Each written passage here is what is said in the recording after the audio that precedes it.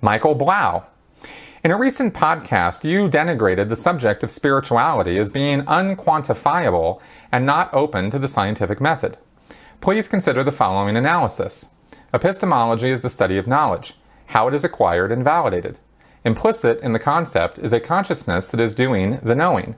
It is logical to observe that the subject of knowledge, the things about which the consciousness knows, is different from the consciousness itself. Thus, there are two distinct concepts, subject and object.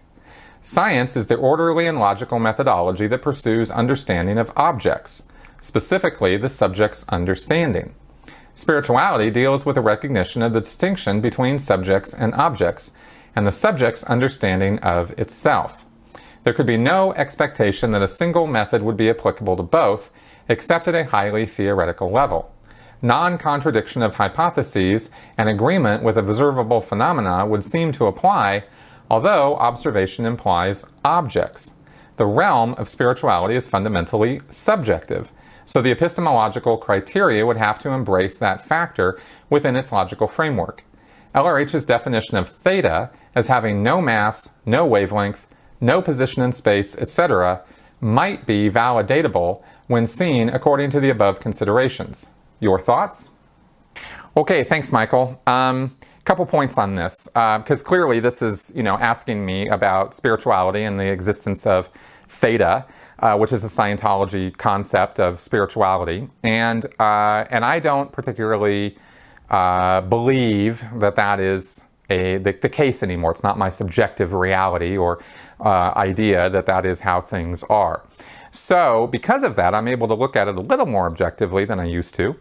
And so the first thing I want to say is you ask in your question about how it's logical to assume that the thing that is looking at a thing is not the thing that's being looked at, subject, object. And yet, I will challenge that assumption.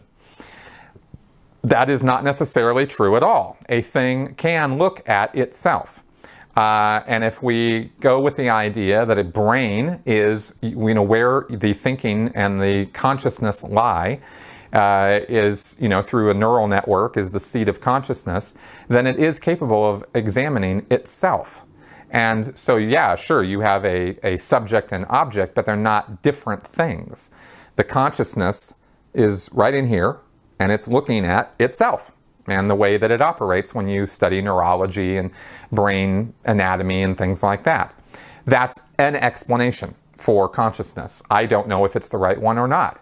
I'm kind of still, for me, I haven't really studied it in enough detail to know what the literature on this is, or the science on neurology and consciousness is. As far as I can tell, it's all still kind of being figured out.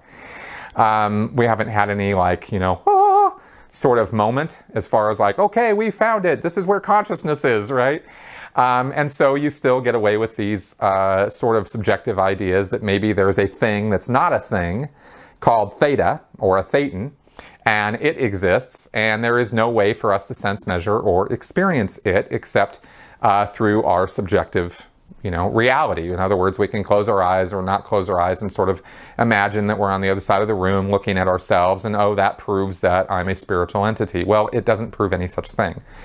And so, when you have a subjective experience, then there are always multiple explanations for what could have just occurred that could have caused that subjective experience to happen.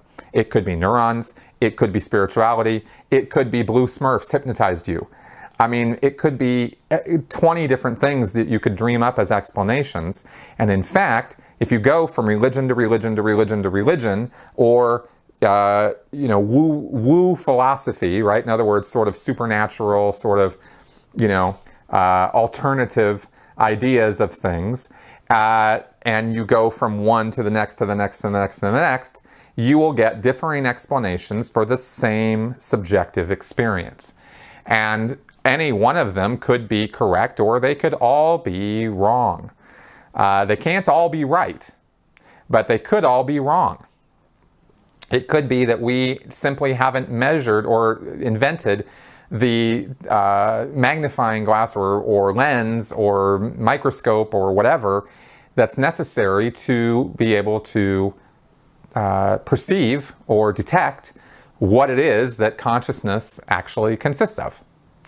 And until we can, and until you can repeat that observation to others who are also not biased, then you're not, if you can't do that, then as I understand it, you're not doing science.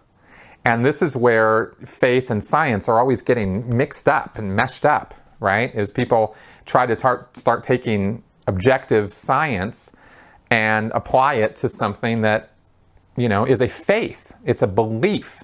It's not a reality.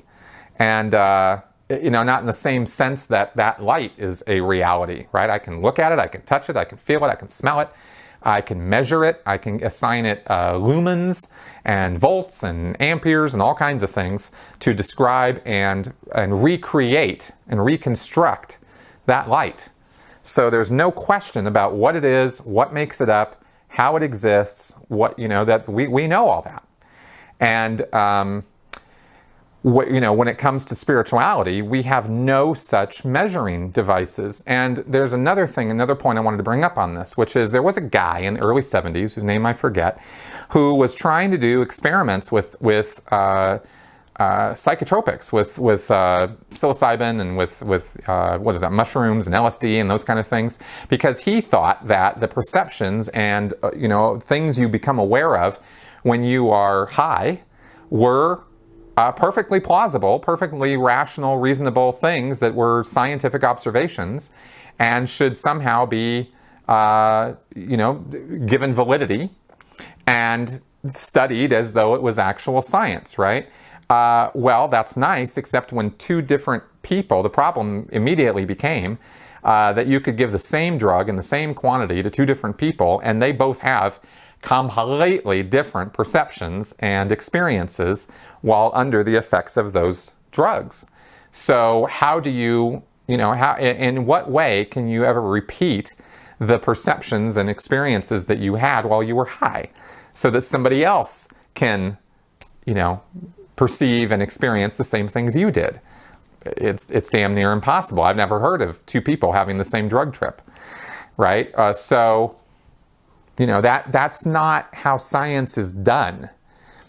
And without getting into, more stuff beyond my depth or whatever, I will just leave it at that and hope that what I just said makes some sense to you as far as trying to, put across the argument that theta, which is, no mass, no wavelength, no location in space or time, is somehow a thing that I'm going to somehow be able to sense, measure, or experience or believe in because of some scientific process. Well, it doesn't really work that way.